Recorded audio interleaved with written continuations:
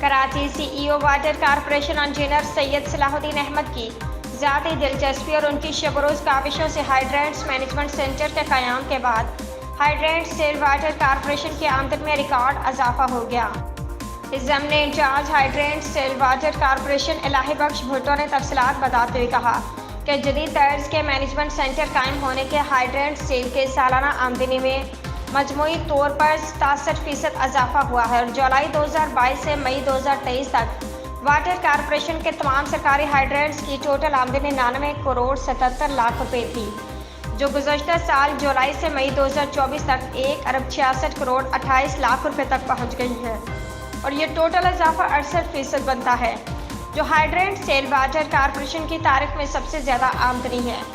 जिसका सेहरा CEO water corporation को जाता है। उन्होंने बताया जुलाई 2022 से जून 2023 तक वाटर कॉरपोरेशन के सरकारी हाइड्रेंट सेल ने अपने सार्फिन को